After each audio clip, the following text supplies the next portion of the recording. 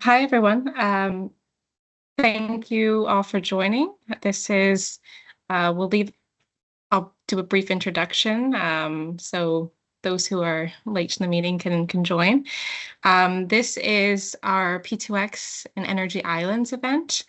This is really the second event that we're hosting focused on P2X. And this is a joint ETIP undertaking. Oh, I will. With ETIP PV, ETIP Ocean, and ETIP Wind. And our first event was really looking at P2X as a concept. Is it feasible? What does it mean? And this is really working off of that original event, which was last November, and analyzing where P2X could feasibly be deployed. So energy islands, so offshore energy hubs, are in a unique position to really benefit from P2X.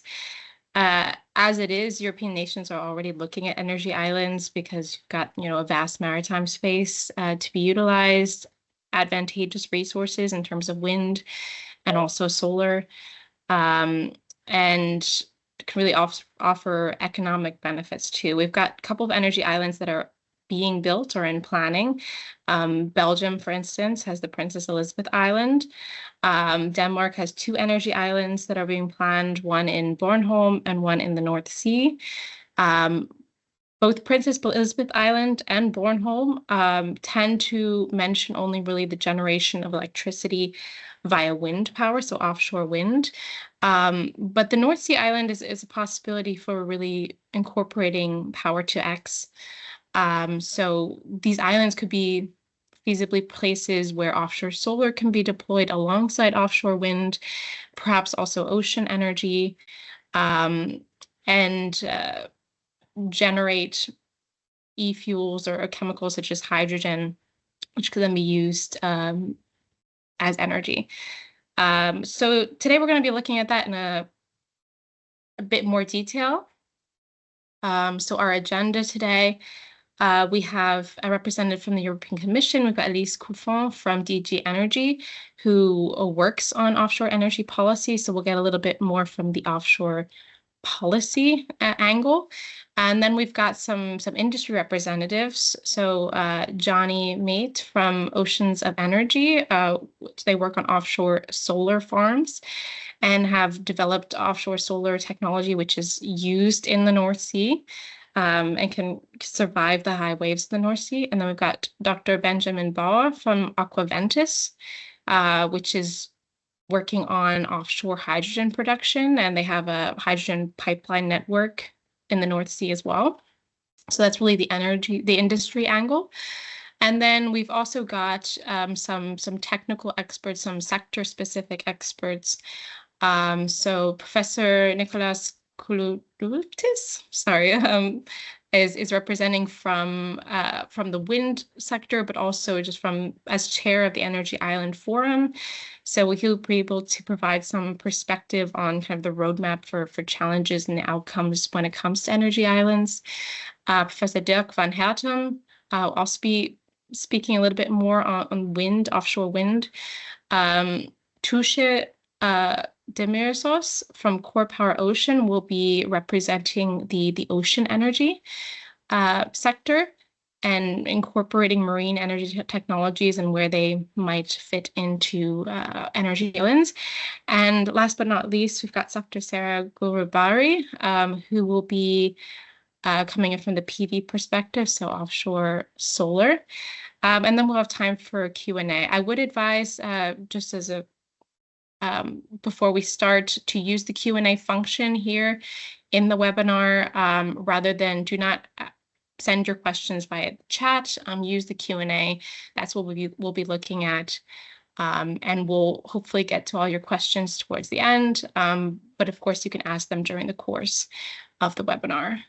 So I'm aware of the time. I don't want to go over, so I will hand the floor over to Eloise from the European Commission, who can provide a little bit more insight into the European policy perspective.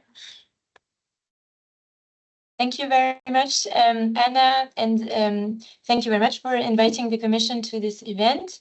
I hope you can all hear me well. I think it's the case, so perfect. As you know, a first priority for this Commission is to ensure sustainable prosperity and competitiveness. And of course, in this context, securing clean and affordable energy is key.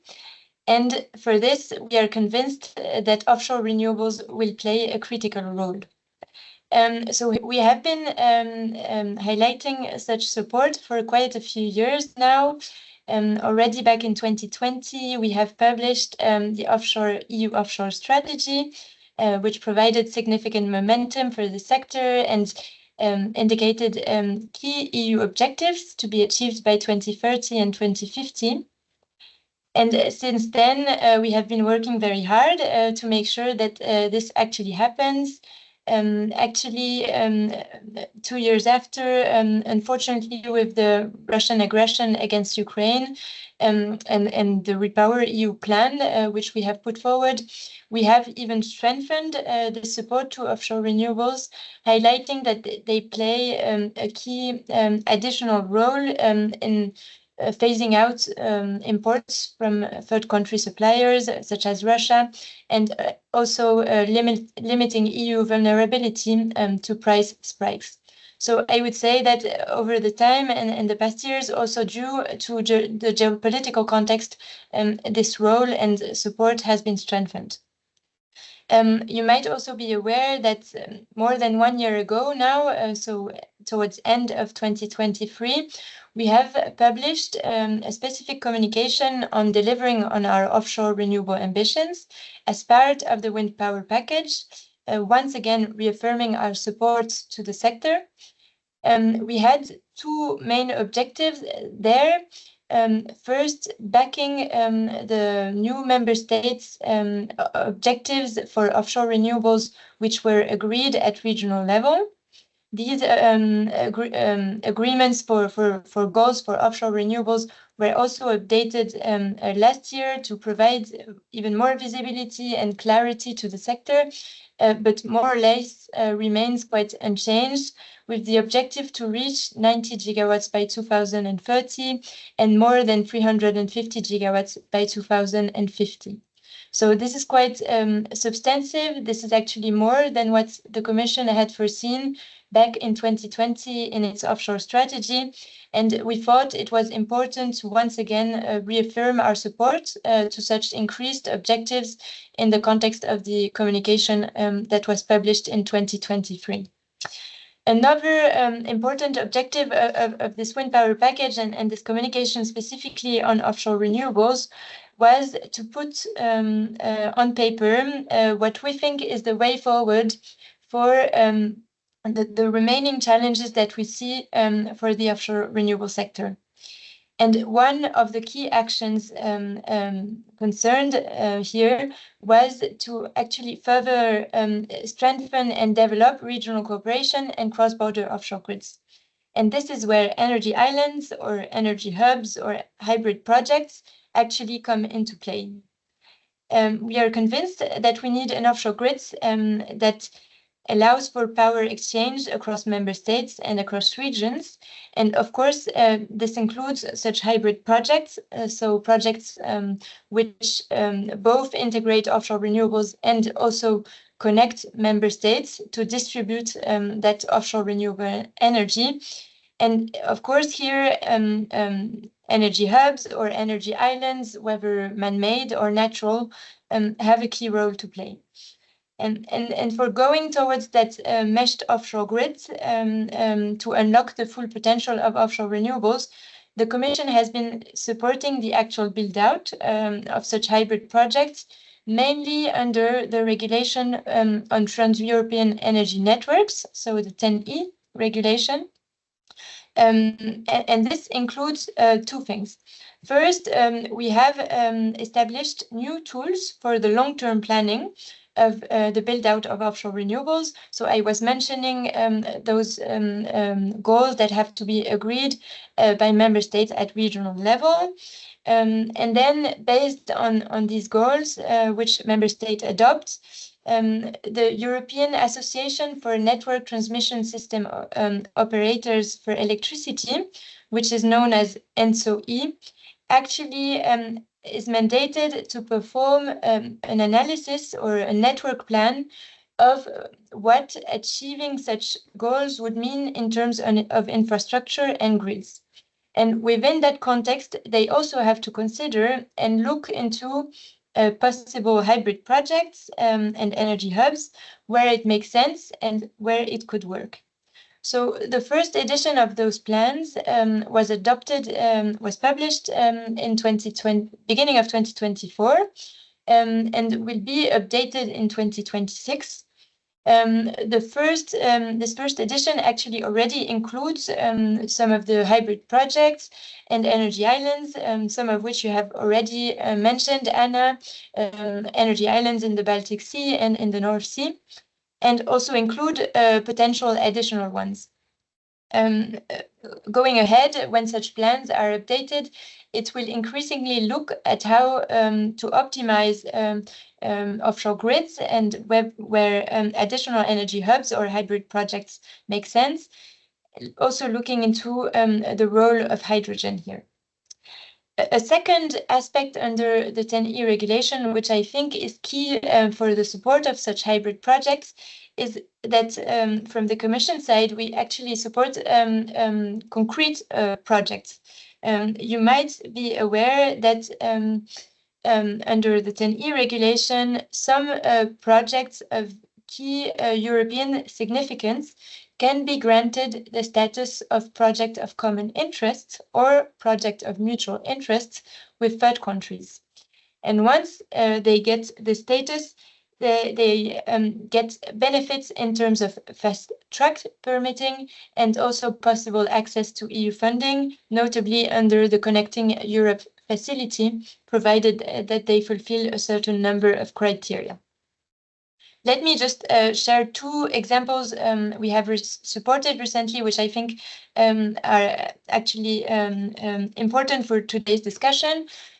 First, the North Sea Wind Power Hub, which you might be familiar with, which was basically a concept project or study exploring energy hubs in the North Sea, and which has delivered quite some tangible results to feed into discussions on how to optimize such offshore grids in the North Sea and where energy hubs could make sense in the North Sea.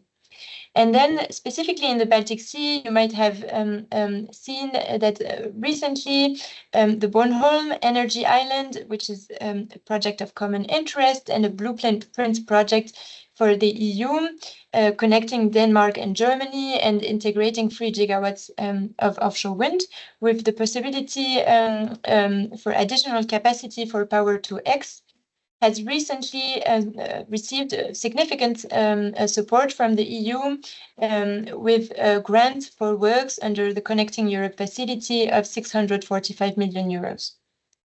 So we see that these projects are not just ideas, they're currently being implemented, and we will continue to support this momentum. And for this, we see that research and innovation is key.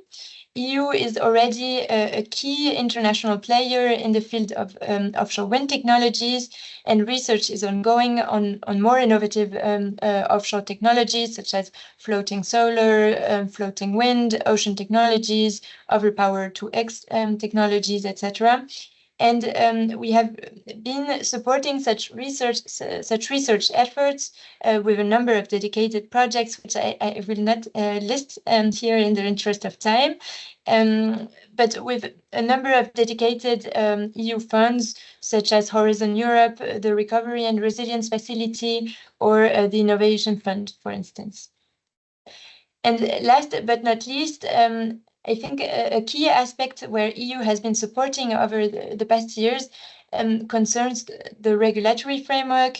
Here we have put quite an extensive number of regulations and tools to support the sector, with, for instance, the Renewable Energy Directive, which includes specific provisions for offshore renewables, and a 5% target by 2030 for innovative technologies for fulfilling the overall renewable target. We have put forward regulations to accelerate permitting, the revised electricity market design, which also looks on how to support offshore wind and offshore renewables as a whole, and the hydrogen and gas decarbonization gas market, which also supports Power-to-X technologies. Now, going forward, I think from the Commission side, we are really convinced that we must implement collaborative solutions to unlock the full potential of offshore renewables across EU sea basins. And here I would like to mention three main things where we focus on and which we think are key. The first one is joint integrated regional planning. We already have some tools there. I was mentioning these offshore network development plans. We also have the TYNDP, also a lot of visibility on upcoming auctions, etc. But I think more can be done, and we are currently working on this. And the second thing is a fair cost and benefit sharing for such solutions. We see that in the case of hybrid projects, sometimes the benefits actually lie outside of the hosting countries. And for that reason, it's important to have everyone on board to unlock such projects. You might have seen in the recent European Competitiveness Compass that was published a few days ago that we will put forward a European grids package beginning of next year. And in that context, I think we have a good opportunity to reflect and progress on both of these fronts, both joint regional planning and fair cost and benefit sharing. And to work together to strengthen both these aspects. A last important thing I wanted to mention concerns regional cooperation, which again we think is key to unlocking such technologies and potential. The good news is that here we do not start from scratch. We build on long established and well-functioning regional fora. We have 4 high-level political groups covering the North Sea, the Baltic Sea, the Southwest Europe, and Central Eastern and Southeastern Europe regions, which all provide a quite good regional platform to collectively work and unlock the potential of offshore renewables. Specifically, the North Sea Energy Cooperation, NSEC, in the North Sea, and the Baltic Energy Market Interconnection Plan cooperation in the Baltic Sea are front runners for such kind of regional cooperation, and they provide quite some momentum for other regions, which have also expressed quite significant offshore objectives. So I leave it to here. I look very much forward to the discussion today, and I'm happy to answer any questions you may have later during the Q&A. Thank you very much. Thank you, Eloise. It was very interesting to hear about some of the regulatory frameworks, how you're supporting offshore energy hubs, and particularly when we look at some of the examples, including Princess Elizabeth and Bornholm, they've encountered a lot of difficulties when it comes to financing, and then they are looking really to regional cooperation. So working with either the Germans or the Belgians to work together on offsetting some of those costs. But it'll be interesting also to hear now from industry and what they have to say about maybe how EU policy can better support promoting offshore energy.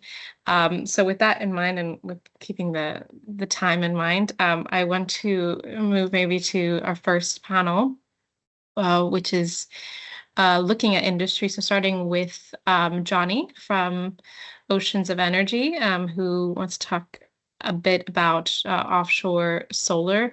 So as I mentioned earlier, a lot of the energy islands tend to focus on offshore wind, but offshore solar can also be something that can really be incorporated and deployed alongside wind. So Johnny can maybe talk us through not only what Oceans of Energy does, but how you see it going forward.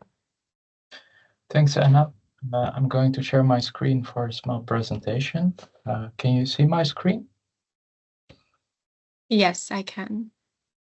Perfect. Let me put it in presentation mode. So, yeah, good afternoon. My name is Johnny Meit. I represent Oceans of Energy. Oceans of Energy is active since 2016. We are a company that develops, designs, builds, installs, and operates offshore solar farm systems. And here in this picture, you see the first and so far only offshore solar farm system that surpassed high wave testing for over 4 years with more than 10 named storms. Why do we do this? We see that renewable energies, they need space, and space often in locations along the coast, because coastal regions are the place where we live and where we have most of our industries. So it is over there that we need a lot of renewable energy. And where can we find that space? We see in the North Sea region that there's already a large development for offshore wind. And if we look at the map, we see actually that already a lot of space, even at sea, is now reserved for offshore wind. We also see that for that offshore wind, we need to build a lot of infrastructure. So we need to build offshore energy grids. This is a news article in the Netherlands stating that our grid operator would invest about 30 billion euros for electricity sockets to connect the offshore wind farms in the Netherlands and Germany to the grid. We also see that there are developments for offshore hydrogen production, and that all of these things also require significant investments to develop these plans. We see also that plans on a larger extent, they also face economic challenges such as cost increases and delays, such as here with the Danish energy island. And similarly in Belgium, we also see cost increases. It brings us to a negative cycle in which where we see that if we generate more renewable energy, we need more infrastructure, which can lead to higher energy costs. Those higher energy costs can result in lower incentives for electrification, that then result in lower demand for renewable power, with less revenues for the renewable energy generation. And that then results in less renewable energy projects, which impacts us with our emission reduction goals, and at the end also with high costs for energy imports and high political costs of being dependent for renewable energies or for our energy supply from foreign countries. For that, we need to avoid this cycle. And that brings us to the question that if we need a lot of space at sea and a lot of infrastructure, the question arises, shouldn't we just utilize it better? That's where offshore solar kicks in. If we look at offshore wind farms, we see that the wind turbines are located quite far away from each other. Especially the larger modern offshore wind turbines, they need to be located 1.5 kilometers or further away from each other to avoid taking each other's wind. These so-called wake effects, they result in that there's a lot of space in between for offshore wind turbines. If we put 1 square kilometer in between those 4 wind turbines, we can install 200 megawatts of offshore solar. That is just in between 4 wind turbines.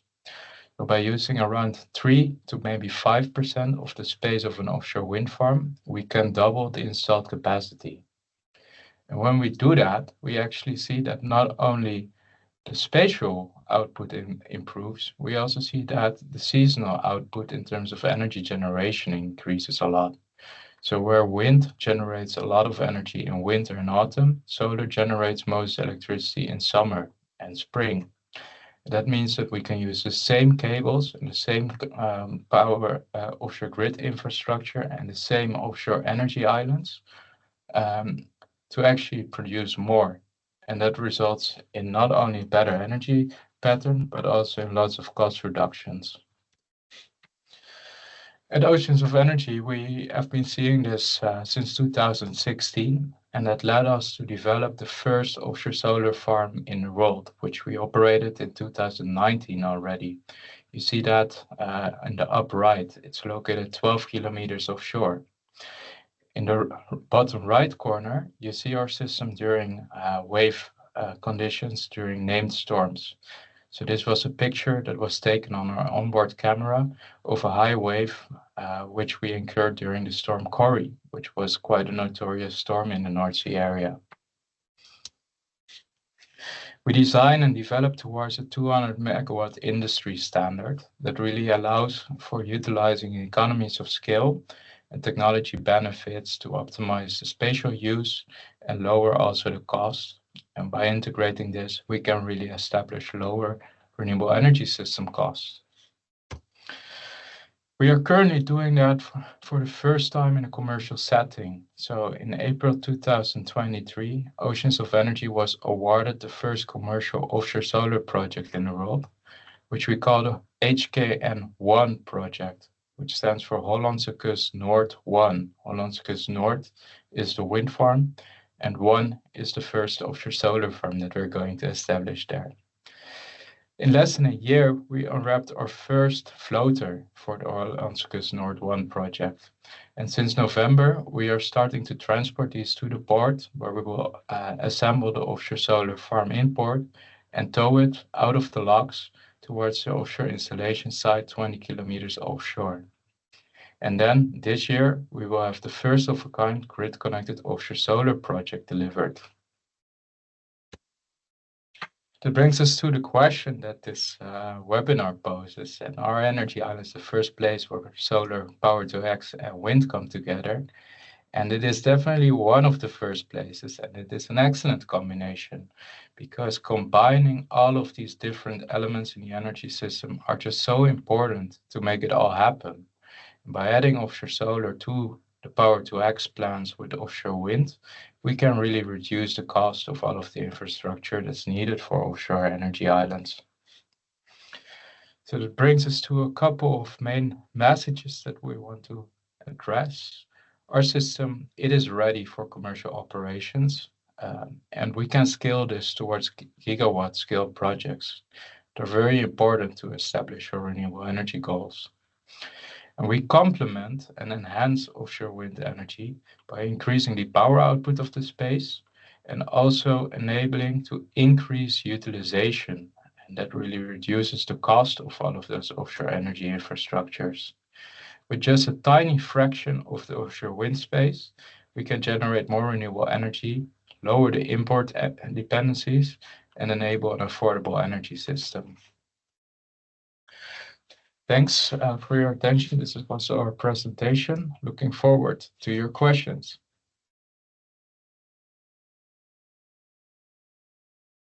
Thank you, Johnny. It was very interesting also to hear some of the benefits of coupling offshore solar with wind. I mean, I wanted to ask, but you've kind of answered it really. If there are certain challenges, if the spinning blades cause a problem in terms of shading, but I think you mentioned that there seems to be enough space between the turbines for these systems.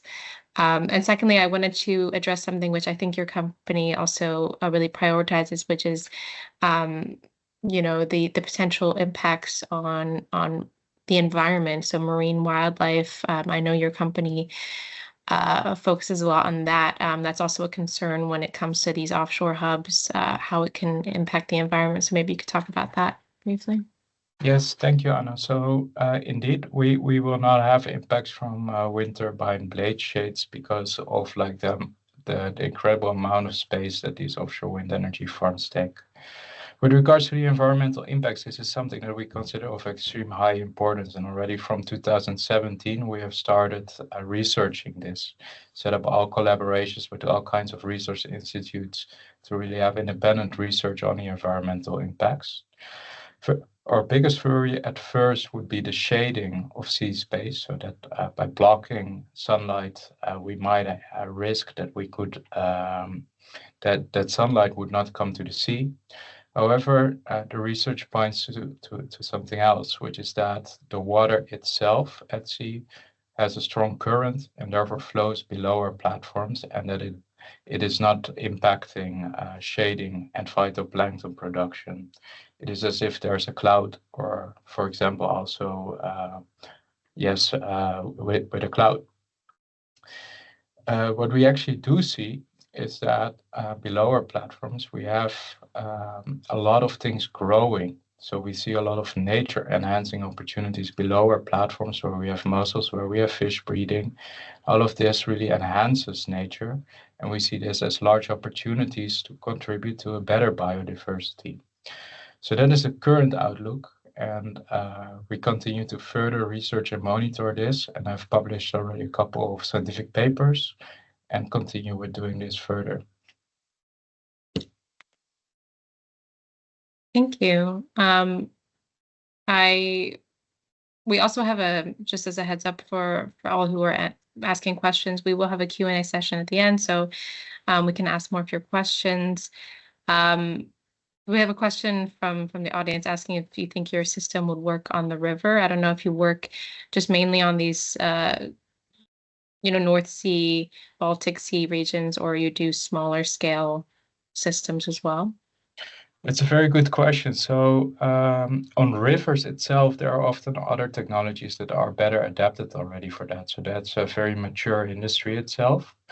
Our target is really offshore environments, but it is, for example, in the North Sea. It can also be indeed the Baltic Sea, but we also think the Mediterranean Sea is a very attractive location. And next to that, it can be combined with offshore wind farms, where it can increase the utilization of the infrastructure. It can also be installed standalone. So if there are regions that have limited wind resources or not the potential for offshore wind, such as islands, offshore solar can be a very good solution to develop renewables offshore. And because our system is very flat on the sea surface, we also have zero visual impacts from shore, which also allows us to be closer to shore than offshore wind projects. Thank you. I'll do one more question before we move on, and then again we can come back to you at the end.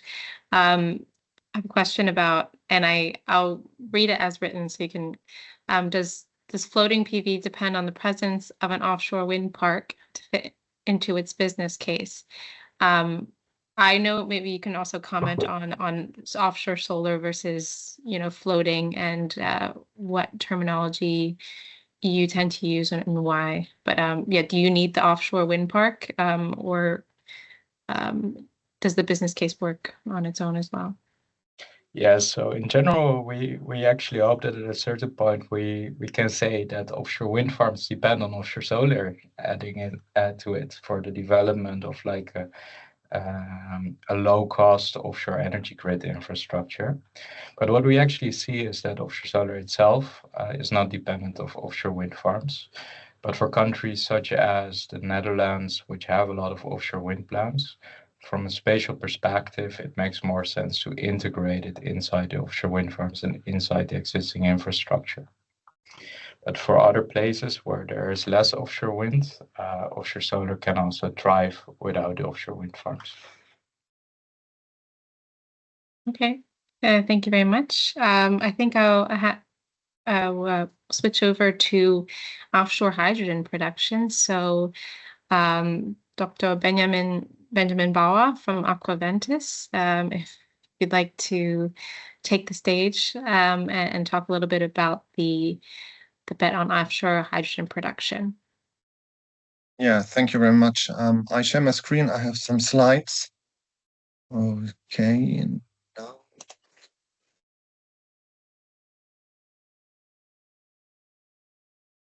So hopefully you see the... Yes, we do. Thanks. Oh, I have to pump.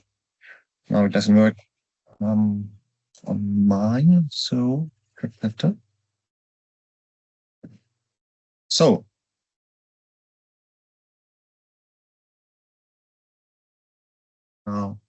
Everything is fine.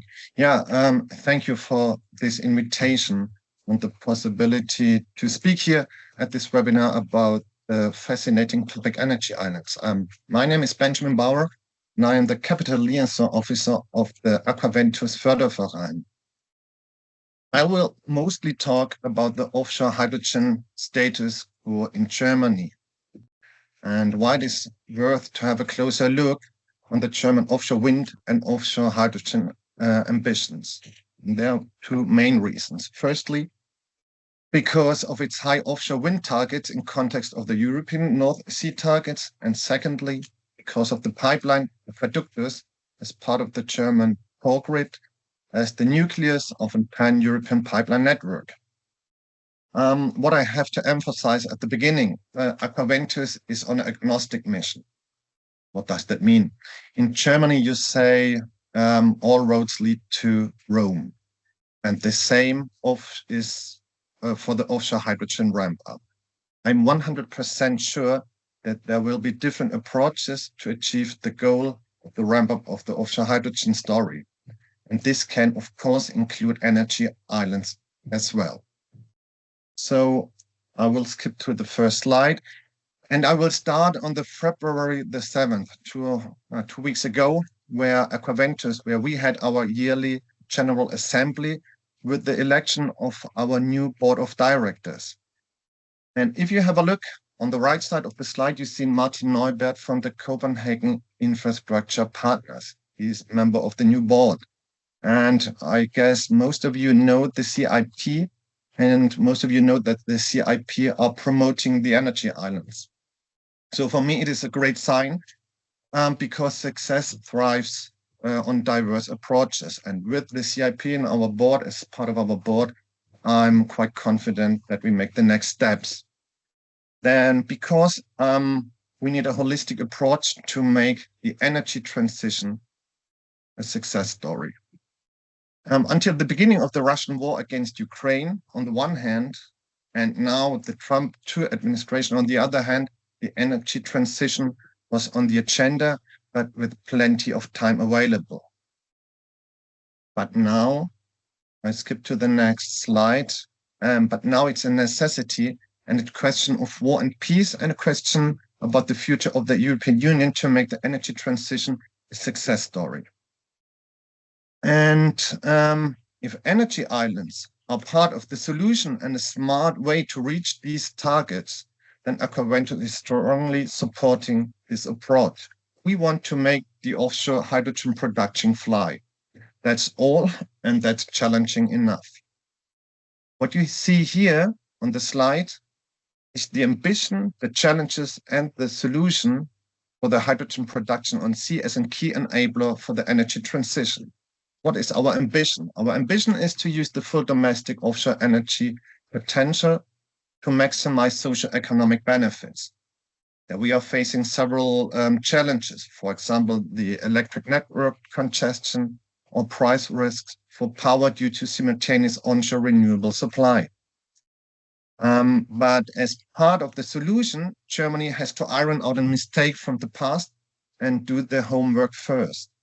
Namely, the flexible using, as part of the solution, the flexible using of the two energy carriers, hydrogen and electricity. Now it's highlighted here in red, because they solve transport challenges and avoid electric grid congestion and increase revenue potential and decreases price risks. What does that mean? In other words, a precondition for the ramp up of the offshore hydrogen production in Germany is the enabling of combined connection concepts. What does that mean? What are combined connection concepts? Mixed connection or combined connection concepts connect offshore wind farms simultaneously via electric cables and offshore electrolyzers in the pipeline. Such concepts offer many benefits in terms of energy integration or system integration, total costs, and implementation risks for far-out offshore wind farms. Second dot, mixed connection concepts increase the flexibility of energy supply. Electricity can be supplied when needed. And the last point, despite their advantages, and this is a huge problem now, and in contrast to the neighboring countries in the North Sea, there's a legal exclusion from combined connection concepts in Germany. So you see the North Sea. In Germany, red, it's not allowed. In the other countries, neighboring countries, it is allowed. And as you perhaps know, this Sunday is the Bundestagswahl, the election of the next new federal parliament. And AquaVentus has to enable mixed connection concepts with the next administration quite fast and very quickly. On the other hand, Germany is in one important field very speedy, and that in terms of the underlying infrastructure. To see here is the AquaVentus pipeline, yellow, in the middle of the North Sea, as part of the German national hydrogen core grid. And there is an obligation to build this pipeline. Probably the beginning of the building is in 27, 28. And this this pipeline has a capacity up to 20 gigawatt of hydrogen and up to 400 kilometers until the end of the German exclusive economic zone. And of course, it's a non-discriminatory access for all grid users. It has the PCI and IPCEI status, and this will be the nucleus of a pan-European hydrogen grid in the Northern Sea. Why is this so important, or why is this the obligation to build this pipeline such a milestone for Germany and for Europe at all? Because we have first a look on the wind targets of the EU, because Europe relies on offshore wind. You know the Ostend Declaration in 23, where it was agreed a massive expansion of offshore wind energy. The capacity targets were 300 gigawatt by 2050.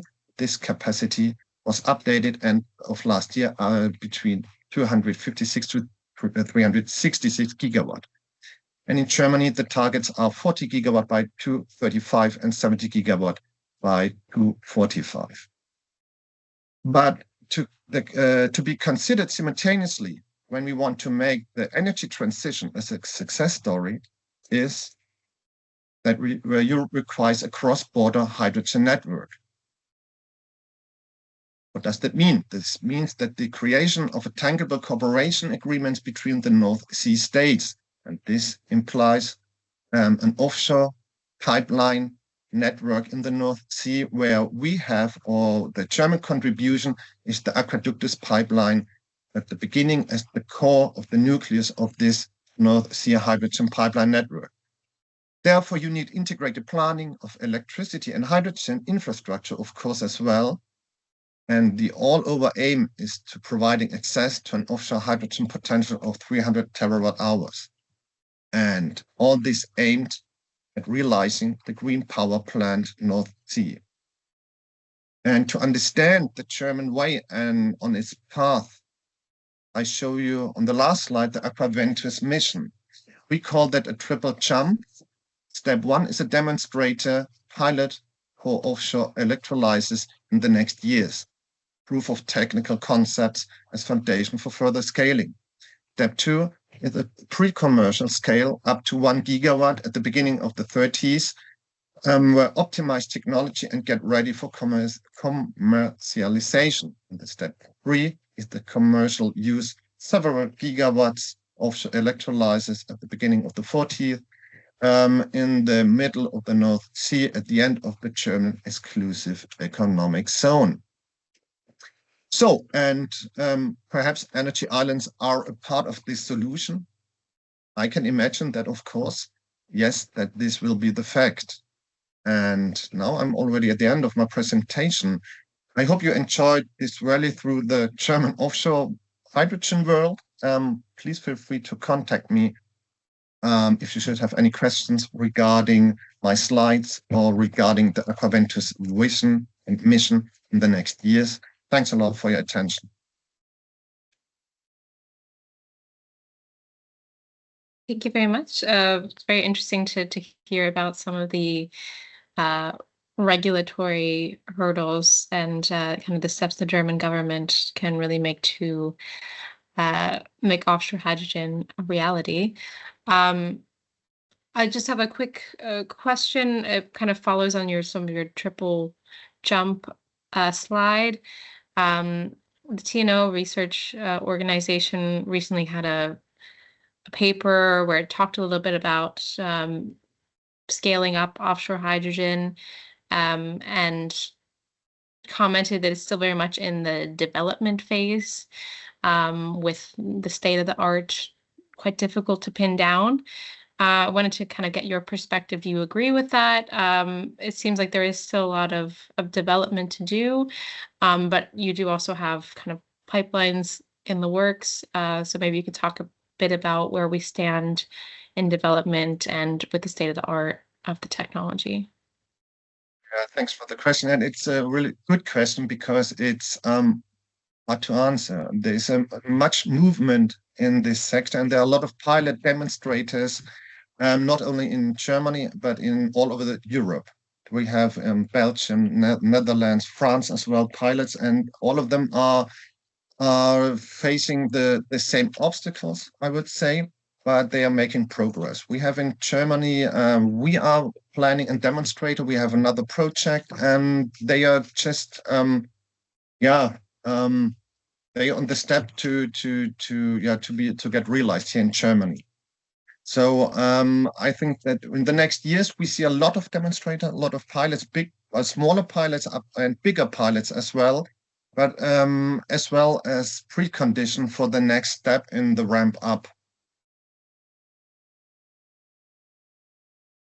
Okay, thank you. And then just a clarification question that came in from the audience. So AquaVentus relies on Aqueductus, is that correct? And then where Germany builds the pipeline and you would be connecting to it or running it, or how does the relationship between AquaVentus and the Aqueductus pipeline from the German government? AquaVentus is an association. We have 100 members along the whole value chain. And what we are doing is, on the one hand, is lobbying towards the politics. We are lobbying, and on the other hand, we bring our members together. Aqueductus had this prefix aqua, so you can imagine that is related to AquaVentus, but it's not our project. We are not realizing the project, but these are two members of us, Cascade and Fluxys, who are realizing this Aqueductus pipeline under the umbrella, I would say, of the AquaVentus Association, but it's a project for its own, and we are not in charge and not in lead of this project. But this is what we are trying. We bring our members together, that they realize the project ideas, and that happen in context of the Aqueductus pipeline. Okay, thank you. And also, Johnny in the last presentation, but also I talked about a little before the struggles with financing some of these energy islands. I know one of the Danish energy islands is looking to Germany actually to help fund the next steps. Maybe you can talk about, because you are an association who has connections to a number of different companies, how you see the kind of the investment landscape when it comes to offshore hydrogen. Is that where you get mostly, obviously you need private as well as public investment, but how is that like for your company? But I have to pay attention, because I don't know what the single member think, how they behave. What we see is what we have, or what we hear a lot of when we talk to our members, that it's problematic at the moment for FIDs, because in Germany we still lack on the legal framework. This is what I told you about the combined connection concepts, and they are this on hold. Many projects are on hold, and they are still waiting on the one hand, that the national framework is getting better, and on the other hand, the EU legal framework. So yeah, it's a tricky situation at the moment. And then, you know, we have this Bundestagswahl on Sunday, and it could be, nobody knows what the goals, what the aims of the next administration is in Germany. If we have, this is really a black box at the moment, and what it makes, of course, difficult for a lot of companies and for us as an association as well. We have to wait some more days, then it's much clearer, and hopefully will be in the right direction. Okay, thank you. It makes sense that obviously so the financial aspects will follow once the regulatory aspects have been a little bit more settled, particularly when it comes to private investment. We had in Germany, we had big problems with the funding scheme, and it was stopped immediately last year, the KTF Urteil. And this was really, really problematic for a lot of fundings and for all different ministries as well. And so there's some uncertainty in this complex funding questions, and that's a bit problematic at the moment.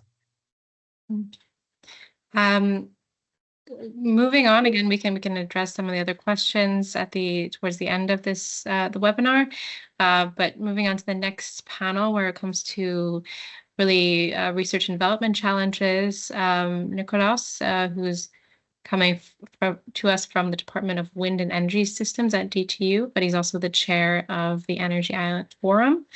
I'll hand it over to you. Thank you very much, Anna, for the invitation and the introduction.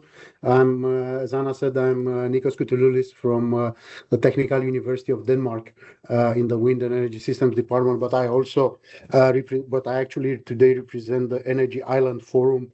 And I wanted to talk a bit about the roadmap that we have developed and how we see the development of offshore wind and grids and other renewable technologies development. But please let me start by showing this slide. I added it as we were discussing in the introductory speech from the DGNR. I wanted to show that including offshore grids with hubs or islands, I think like Anna said, the terminology is a bit we can use both islands or hubs for it, but always have shown, all the studies have shown that if we really want to move to a very large penetration or level of offshore wind development, it will make sense to have combined infrastructure, more centralized infrastructure that can be used. And you can see in both these plots, we have points where our hubs, where more lines are coming in from different areas. And this is not something very new. Yeah, it's this project is from the one on the right is from 2009 already, showing that moving to a real large-scale development of offshore wind will make more sense by having a combined infrastructure. And the same in 2020. I haven't followed very closely since, but I'm sure that has been more studies that are coming up and showing these things. And I think the North Sea Wind Power Hub, one of the projects that were mentioned again from the speakers earlier, showed that by using energy hubs, offshore energy hubs, we are reducing the landing points with around 25%. So, which is, I think, it's very, very important if we want to reach the numbers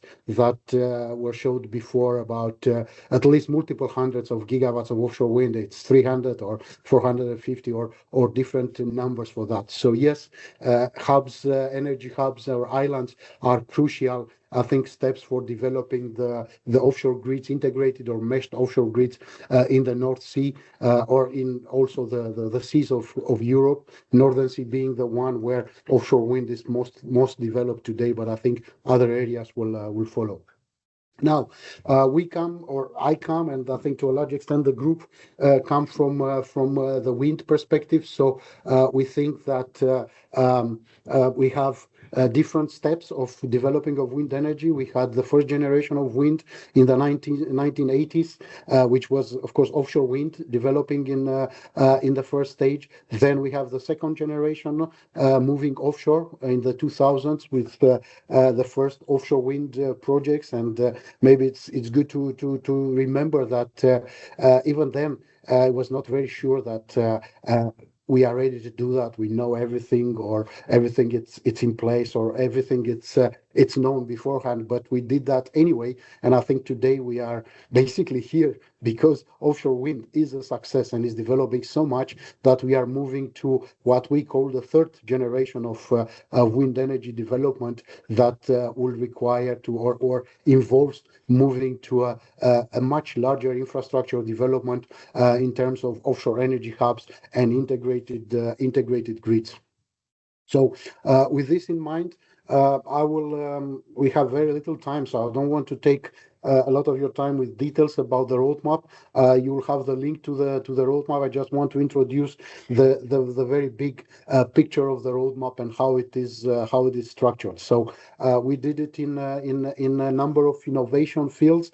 I will go through them again fairly fast, but hopefully you will get an image, and I will invite all of you to go and read the roadmap where we have much more detailed information and steps and actions to be taken in this direction. So the first part is about power and energy systems. So not only the design of the offshore energy hubs themselves, we discussed a bit about that. I don't want to be very technical, but from a technical perspective, they are gigawatt scale, very, very large projects and infrastructure, which will represent a type of power system that we don't have yet. Yeah, what we call very low or zero inertia isolated AC systems, which it's something very new, and it's something that we need to design and operate and learn how to do that better and better.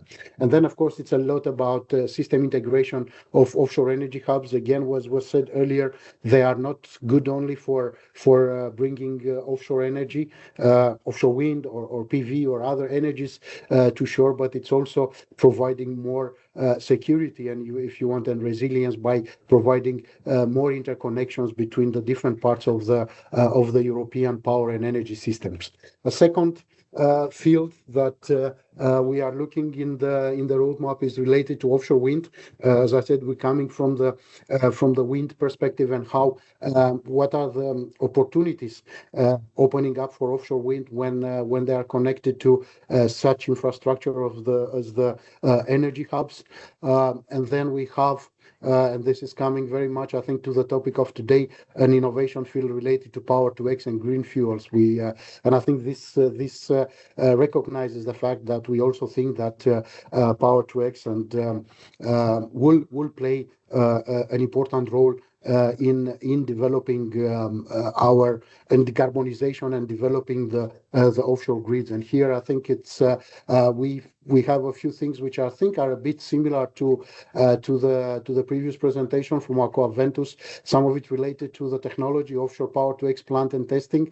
Then a bit more the interplay between offshore wind and Power-to-X, the dynamic interactions between them, more operational part, but also discussing about offshore infrastructure that needs to be developed. So I think we are quite aligned in this sense with the previous presentation. Then if these three topics are a bit more technical, then we have an innovation field that is looking very much at society and environment. I think we think it's very important to have the acceptability and citizen engagement in this kind of projects, even if they are offshore very much, and they could be far away in a sense from where people live. They do land, they do have to come onshore eventually, and they do have an impact on local communities, and it's important to have them on board. Then again, as we was discussed earlier about the environment and the impact, talking about biodiversity standards for energy islands and for life in terms of life cycle assessment for offshore energy hubs. And then the final point here is on the regulation. I think it's it's kind of last in the slide, but definitely not least of them. I think it's actually one of the main challenges right now on the regulation, and it requires talking about financing and investable offshore wind, financing support, but also flexibility to encourage innovation. And I'm pointing this focus area out because I think it's if you look into the roadmap, you'll see that it actually refers to the possibility of having electricity, energy islands, or hubs for electricity production, combined electricity and hydrogen or Power-to-X, but also kind of hydrogen offshore energy hubs. So the ones that could be entirely dedicated to producing, when I say hydrogen, I also mean maybe green fuels, I don't know, but not for electricity, but for Power-to-X production. And I think that's one of the important things that will come up in the future. So our roadmap is organized around these five fields of innovation. There is quite a bit of material behind that, but I will not stay there. I will just want to bring up what we think are the key actions in two time horizons. One of it is 2030. I put plus here because I think it shouldn't be very exact. I think it's probably most of them will come after 2030, but as soon as possible. And here we think that a lot of it has to do with to implement a regulatory risk management, to create a financing mechanism for infrastructure investment. And yes, there is. It was a fantastic news that the Commission awarded what I understood it is the largest ever amount for energy infrastructure projects. So the 650 million euros for the Bornholm Energy Island, but it's they are very expensive projects, and all infrastructure is very large. So we need more about that, not only from the Commission, but more general financing mechanism. And then we need to foster industry collaboration, to bring more collaboration among industry and establish a shared framework for innovation and research. And as I said, it's very important to engage local communities. But for us, we think it's also quite important to get the first projects realized. And there are challenges. I think all of the previous speakers pointed out that we have challenges in developing that. The costs are increasing, have increased very much, but it is important to move forward. Then moving towards 2050, I think it's looking more towards development and innovation, and make sure that the next ones will be better and better and better. The next islands, as we discussed, is the same with the development also for offshore wind. The first projects were not perfect, but we got better and better. And today offshore wind is it's quite a strong technology, and quite in many ways mature technology. These are the main actions that are mentioned in the roadmap. I wanted to two more things to not take more of the time, is to talk a bit about the forum. I didn't do that in the beginning, so it's a forum that brings together we think a lot of the very important stakeholders in this. SIP was mentioned earlier, but also Ørsted and the TSOs and developers that are all focused on developing the energy islands. And of course, this is open for more members to join. And this is my last slide. I will share it. I hope Anna will share it with all the participants, where you can find the link to the roadmap. And hopefully I was not too. I was hopefully fast enough to not take too much time. Happy to participate in the discussion. Yes, I have also included a link to the roadmap in the meeting chat. But yeah, in the interest of time, I think we'll move on with the presentations and try to get to the questions by the end. Again, to our audience, feel free to use the Q&A function. And for our presenters, you're welcome to look through the Q&A and answer any questions that are directed towards you. Moving on to Professor Dirk van Hertem. If you would like to talk about research and development, particularly when it comes to, I believe, wind, but cover also the grid so DC technologies. Over to you. Yeah, so I'll talk a little bit more on DC technology. My name is Dirk van Hertem, professor at the University of Leuven in Belgium, director of the Energy Transmission Competence Hub, recently started, and they also as chair of the SAT Plan Implementation Working Group on DC technology. I'll do my best to keep the time. So maybe starting with some gentle opening slides. The energy transition that we are planning to do, it's no small feat. We commit to net zero by 2050. And that means we need to shift towards renewables. We need to shift to electrification. That means we look at new sources at new locations, both very far offshore, but also basically if you have your PV panels at the, I would say the narrow end of the grid with decentralized energy sources. If you look at the different studies, there are many that have done that, but I would say the overall expectation is that the electricity consumption will kind of double. And that is because we would need to shift from primary energy consumption dominated by, well, the primary energy consumption by fossil fuels will replace that by sources which produce electricity. And that would mean that our grids probably need to triple. And our current system, our current grid is not delivered for this transition. Some very interesting documents that were recently proposed. The Economist published hug pylons, not trees. And also Financial Times said that we need, there is no green future for Europe without an upgraded power grid. And the same goes elsewhere in the world. And if we looked at the Draghi report, I guess everyone now must have read it.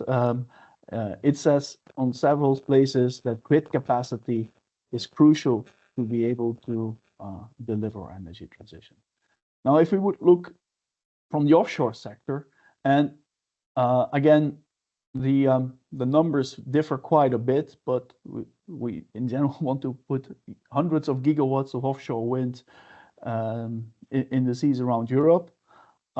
This is a massive investment. The continental Europe is around 400 or 500 gigawatt of load.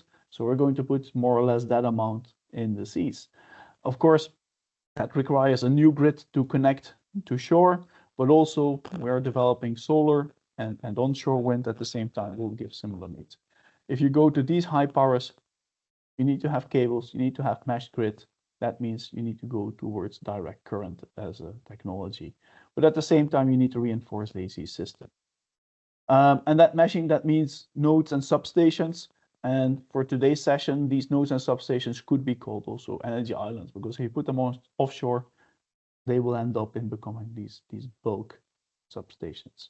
And I just want to say this is not the North Sea issue alone. This is throughout Europe, but maybe the North Sea is the first place to go. And if we zoom in to how important this is, if we would assume that we just connect 200 gigawatt from the North Sea, and let's say that we have 5 gigawatt links, 5 gigawatt cables which don't exist today, we have this kind of spaghetti that we need to develop. Same for the Baltic and for the Irish Sea. That will not really work in a radial connection. We need to build a DC grid. And we need to also transport from the shoreline inland. Now, to stand still, I will not go into too much detail about energy islands or energy hubs. I just can say that from an academic point of view, they're extremely interesting because they are opening a lot of potential for doing R&D. We're going to connect multiple different zones, and then we're going to connect renewables, and we're going to connect HVDC.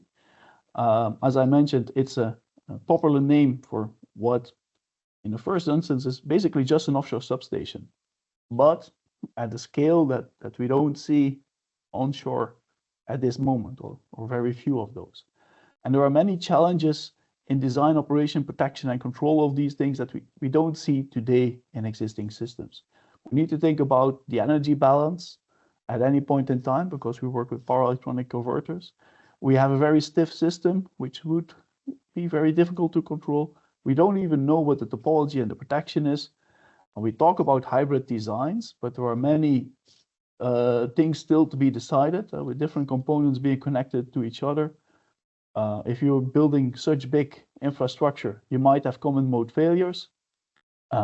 We need to think about how to operate it, how to maintain it, and then, like mentioned by Nicolaos before, ownership, integration, and operation is not going to be as we do things today. So just putting here in summary that there is traditional technology, but then also doing this at a multi-stage, at multiple gigawatt, multiple markets, multi-vendor, multi-stakeholder, multi-technology. It becomes a multi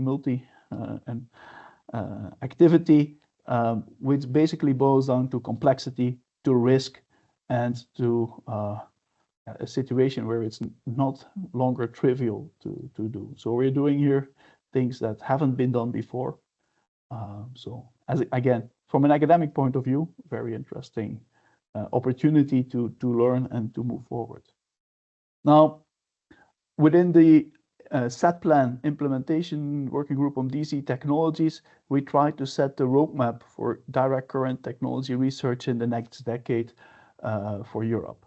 So we know that the existing grid needs to double or triple in the next 25 years. So we spent the last 100 years building this grid, and we're going to double or triple it in the next 25.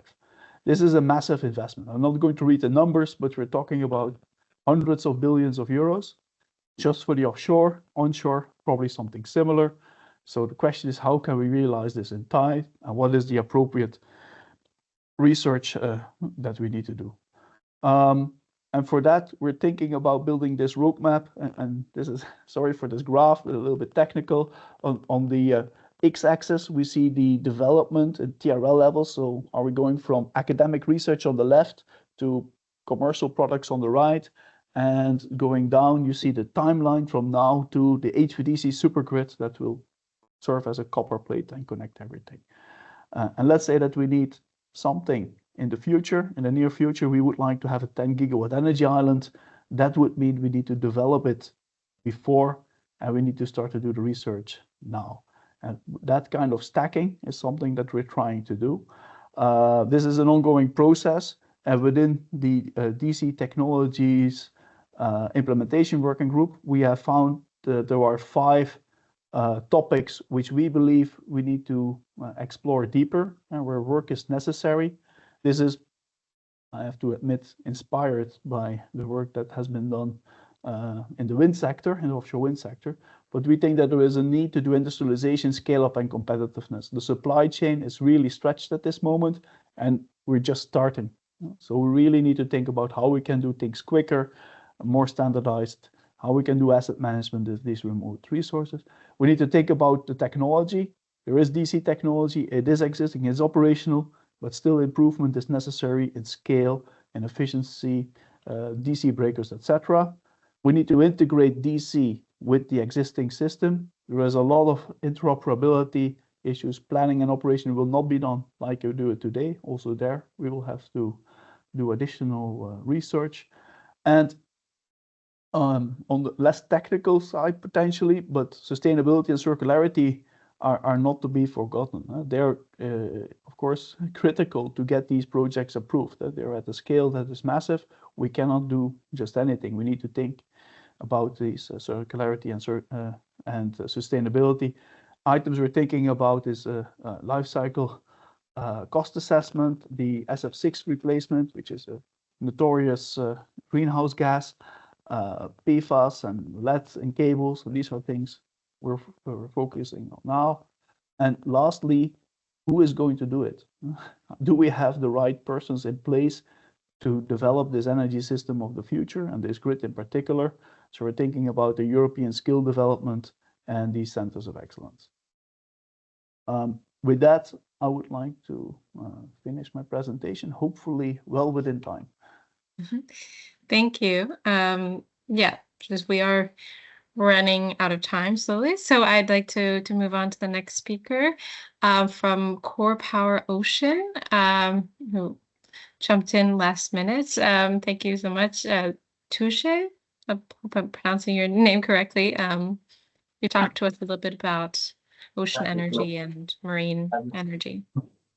Sure, thank you very much, Anna. I am Tuğçe Demirsöz. I'm filling in for Dr. Shana Penov today. She's feeling a bit unwell. Thank you very much for the opportunity for CorPower Ocean as well. I can share my screen. Do you see it? Yes, we can see it. Thank you.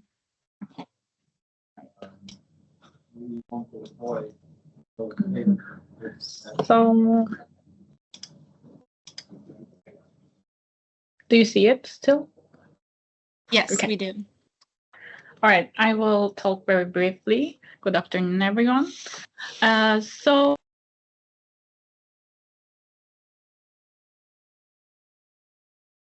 Oh, I think you seem to be muted now, and your screen is gone, unfortunately.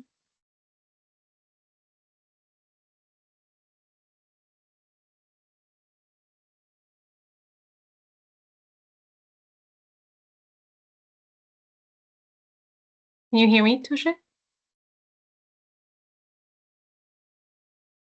I might have some technical difficulties.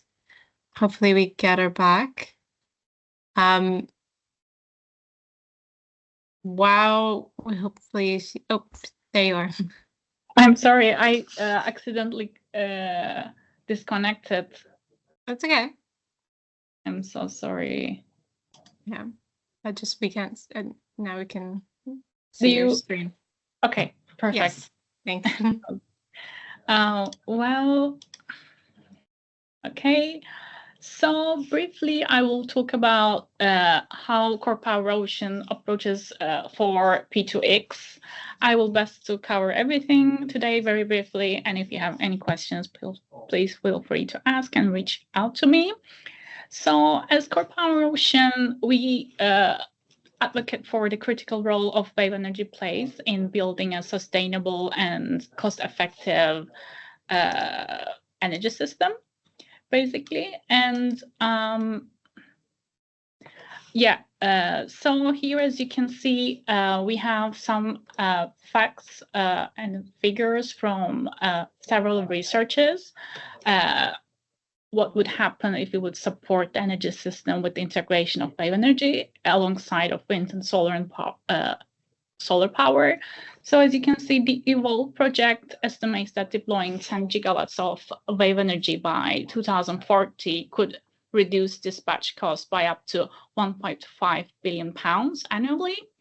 And McKinsey also reports that wave energy can reduce energy overgeneration by 40%, which I will be speak extensively in the upcoming slides. And Lund University in Finland projects that by 2030, integrating over 30 gigawatts of wave energy will help to achieve lowest cost of energy system.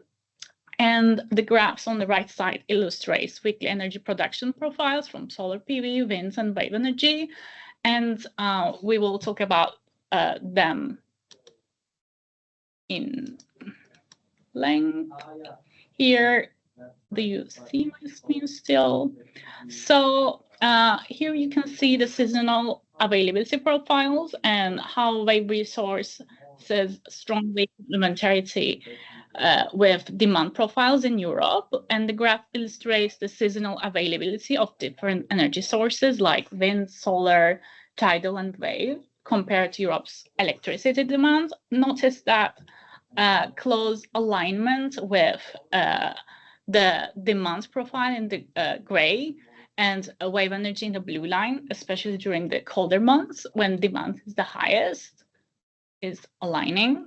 And the seasonal complementarity is very crucial because while solar generation in yellow peaks in the summer and wind energy in green is variable, wave energy provides more consistent generation during autumn and winter, and precisely when energy demand increases.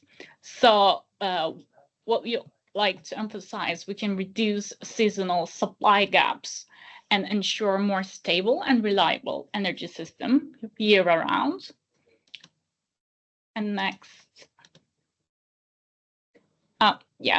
So here you can see some renewable resource comparison with 2020 historical data. And the slide represents a comparison of renewable energy sources in Portugal during 2020 and highlighting availability of wave energy, onshore winds and solar power throughout the year. And what we see, wave energy in the dark blue line demonstrates the highest availability with an annual average of 55%. And I would like to highlight its consistency, particularly during autumn and winter once again. And onshore wind is the next, with the light blue line follows with 31% availability, showing variability and seasonal dips time to time. And solar energy, gray line, has the lowest availability of 17%, with production concentrated in the summer months. And very quickly, we can just take a look into the Viana do Castelo site with its strong renewable energy potential, where we have our first deployment as well. And during the winter months, once again, wave energy shows the highest and most stable capacity factor, maintaining values around 0.7 to 0.8. This stability is crucial during the winter and when energy demand is typically higher. And wind energy is the next one, with the more variable, with fluctuations that make it less predictable for consistent power generation. And then the solar energy with the gray line at its lowest during the winter and producing only during daylight hours with limited intensity. So what we believe it's CorPower Ocean, leveraging wave energy and stability, can significantly enhance the energy security and reduce the need for fossil fuel or energy storage and backup.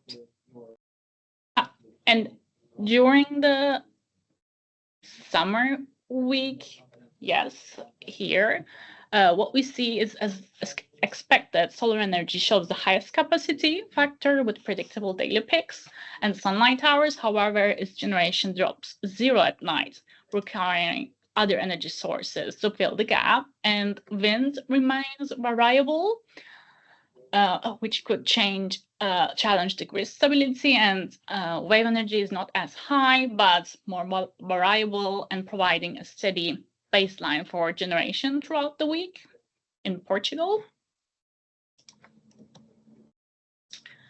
And next, I would like to talk about a case study of ours for data centers. I believe that the 24/7 carbon-free energy needs is very same, like for hydrogen, for green hydrogen, for 24/7 CFE data centers or some heavy industries. So this slide here demonstrates how integrating wave energy can significantly reduce the cost of delivering round-the-clock green power, and we can break down it into 3 key components: energy generation, capacity requirements, and overall system cost. First, on the left, as you can see, how wave energy reduces the need for overgeneration. Without wave energy, the system must generate around 2,000 gigawatt hours annually to meet the demands of 876 gigawatt hours, resulting in our 1,000 gigawatt hours wasted energy. But by integrating wave energy, total generation drops to 1,174 gigawatt hours, which is around 39% reduction in wasted energy. So to simply put, wave energy allows us to generate closer to what we actually need.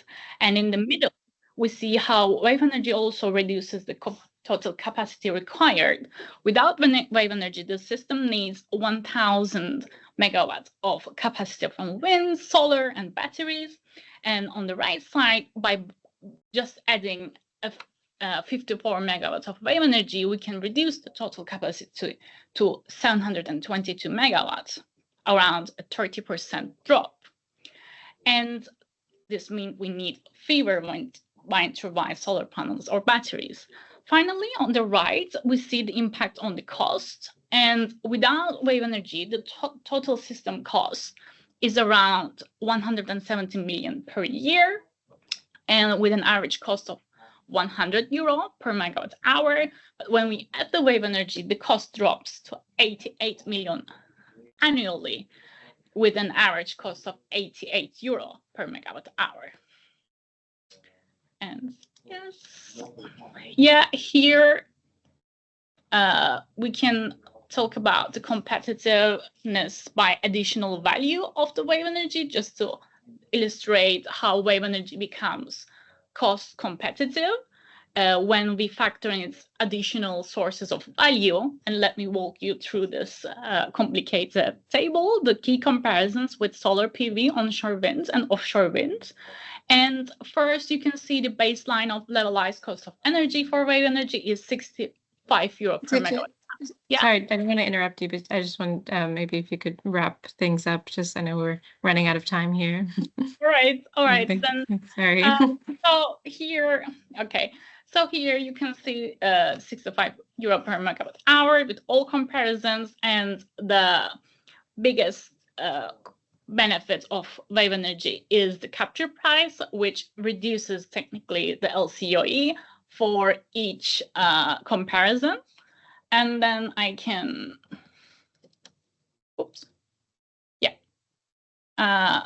just to summarize everything, the green hydrogen, the slide demonstrates how integrating wave energy can significantly improve the efficiency and cost effectiveness of producing green hydrogen as well.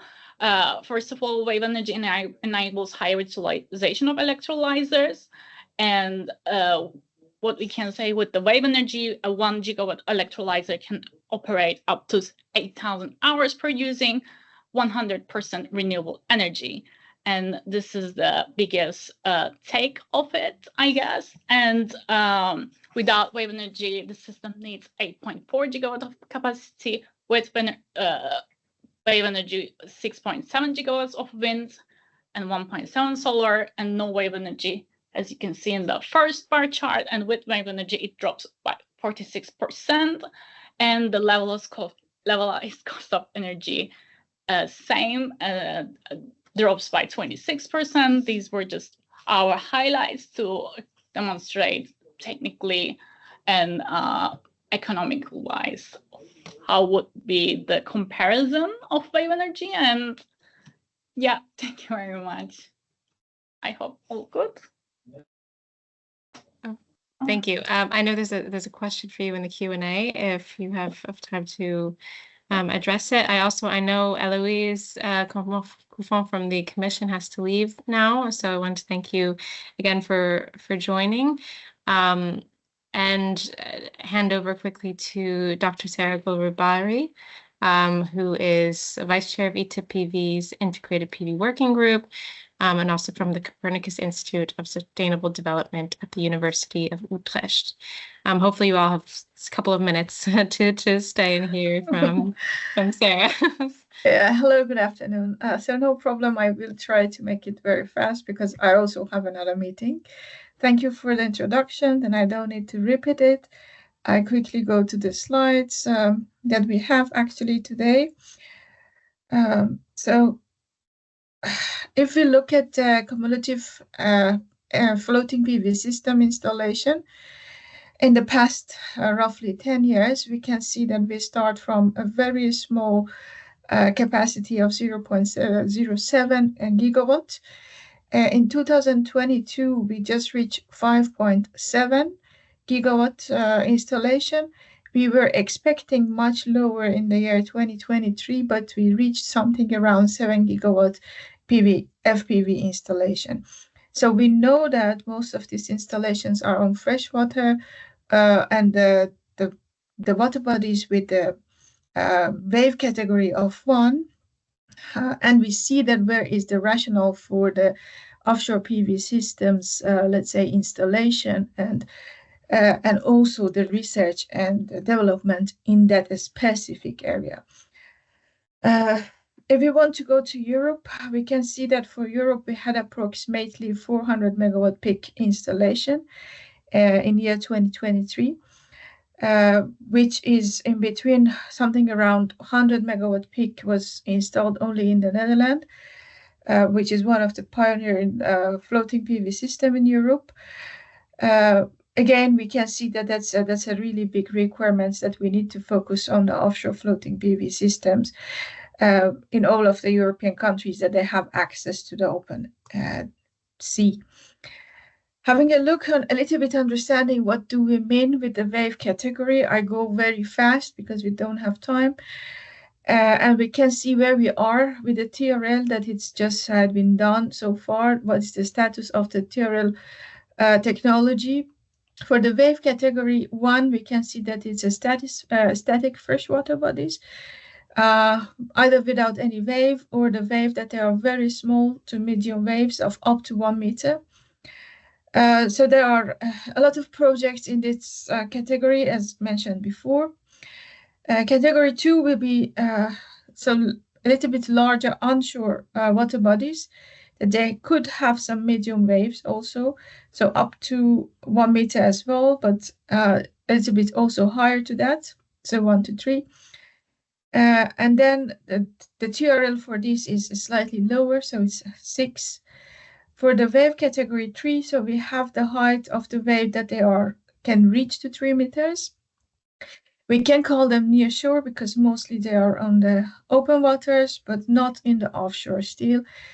Also, that the status of the TRL for this kind of wave category floating PV system is just estimated TRL 4, and for the offshore PV system, that the wave height can go higher than 3 meters. So the wave category is 4, and also the status of the TRL is 3.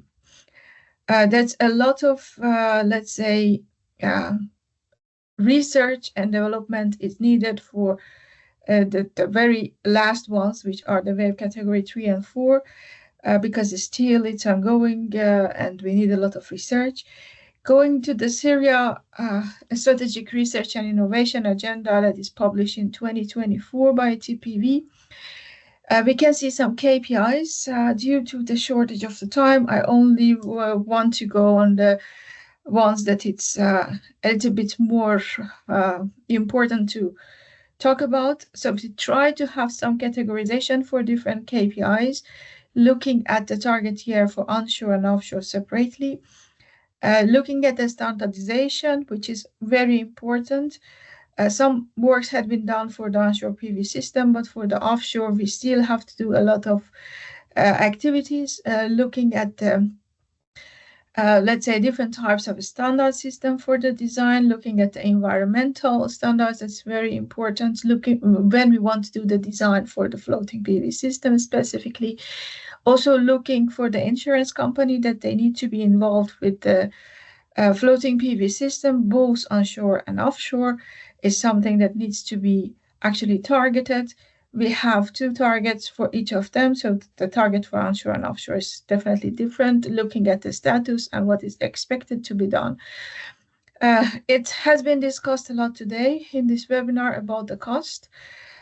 So we are looking for the CapEx and OpEx for offshore and onshore PV systems quite separately.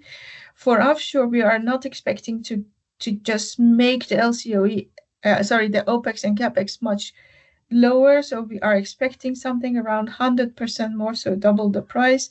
And the target year is 2032. But for onshore, the story is slightly different. So we are not expecting to go beyond 5% more compared to the ground-based PV system. And the target is 2028, so which is quite close to now. Looking at the other KPIs related to the technology, we try to just have some specific consideration about the PV panel manufacturing itself. So it's very important to have a specific coating, encapsulations that's really appropriate for the very humid condition that these PV systems need to be installed, and all other, let's say, components of a solar cell need to be appropriate for that specific condition, including the humidity, movement, and the salinity, and the force, for instance, that's coming from the waves in a high wave categories. But again, the target year are different, so 2030 for onshore and 2035 for the offshore PV system. So lifetime, we are expecting to have lifetime of 30 years for the 80% of the initial performance, like what we have for the ground-based PV system. And we are not expecting to see the degradation higher than 0.6% per year. Structure and electronics also need to be targeted, specifically looking for the offshore PV system. Looking at the social and community, the specific focus is for the onshore PV system, that it's just a little bit focusing on accessibility of the energy and energy equity for FPV system deployment that is targeted for this roadmap of Syria. Looking at the optimization of the operation and maintenance routine, that's something that it's still ongoing for both onshore and offshore, and it's needed to be targeted by the years that you can see in this calendar. And finally, it is one of the most important KPIs that we need to consider. It's coming from the data, which is really essential for the modeling. So modeling, which is, I believe that it's also very essential for the FPV system developer, because they need to understand how the system will work in the near future. So data for calculating the methodology and the dynamic of the system that they want to design is something that it's very essential. The deadline for the targeted year for the onshore is 2030, and for the offshore is 2035, that we are expecting that we have enough data that we can validate all of the models in the long-term performance time for the floating PV system. And also the data logging, that is a part of the monitoring system that needs to be very well appropriated for the PV systems that are afloat, both onshore and offshore, with the targeted year that you can see here. I'm so sorry that I was very fast, but I didn't have more time. So if you have any question, please feel free to contact me later. Thank you, Sara, and apologies for the time. But I thank you for the very interesting presentation and kind of an overview also of the research challenges and the KPIs ahead for offshore solar energy. And thank you everyone for joining. Unfortunately, we can't really get too many more questions since we're over time.